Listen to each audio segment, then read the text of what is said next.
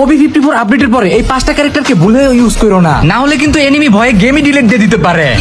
এই 5টা ক্যারেক্টারের এখন থেকে 2টা করে কিন্তু অ্যাবিলিটি থাকবে। তাহলে চলো সর্বপ্রথম স্কেলারের কথা বলি। যদি তুমি ফার্স্ট অ্যাবিলিটি চুজ করো, এটার স্কিল ব্যবহার করার পরে এনিমি যেথায় যেথায় যাবে সেখানে কিন্তু এই স্কেলারের স্কিলটা যাইয়া ওয়ালটাই ফাটাই দিবে। আর যদি সেকেন্ড অ্যাবিলিটি চুজ করো তাহলে এটা থেকে কিন্তু বোম বাইরাবে, তুমি যেথায় যেথায় এইম করবা সেখানেই কিন্তু এই বোমটা গিয়ে মারবে। পুরোই বলতে পারো রকি ভাইয়ের মতো একটা ফিল আসবে। অস্কারের যদি ফার্স্ট অ্যাবিলিটিটা ইউজ করো তাহলে এটা থেকে একটা অস্কার না পুরো তিনটা অস্কার বের হবে। আর যদি সেকেন্ড অ্যাবিলিটিটা ইউজ করো তাহলে 8 সেকেন্ড পর্যন্ত কিন্তু দৌড়েতেই থাকবে। পুরোনো কিন্তু তুমি এখন থেকে নিয়ে দৌড়িতে পারবা, এমনকি পুরো 360 ডিগ্রিতেই কিন্তু এটা রোটেশন করতে পারবা। 4 নাম্বার ক্যারেক্টার স্কিল বলার আগে তোমরা যারা টুর্নামেন্ট খেলার জন্য ভালো একটা জায়গা খুঁজতেছো যেখানে প্রাইস গুলো অনেক বেশি থাকবে, এমনকি রাত দিন 24 ঘন্টা যে কোনো সময় টুর্নামেন্ট খেলতে চাও, তাহলে যে কোনো ব্রাউজারে গিয়ে সার্চ করো গেম ক্লাব বিডি। হোগং এর প্রথম অ্যাবিলিটিটা যদি ইউজ করো তাহলে কিন্তু ঘাস হওয়ার সাথে সাথে আরেকটা হোগং কিন্তু সামনে থেকে বের হবে, যেটা কিন্তু এনিমিকে কনফিউজ করে দিতে পারে। আর 2 নাম্বার অ্যাবিলিটি ইউজ করার সাথে সাথে তুমি তিনটা হোগং হয়ে যাবা, মানে এনিমি বুঝতেই পারবে না যে তুমি কোনটা।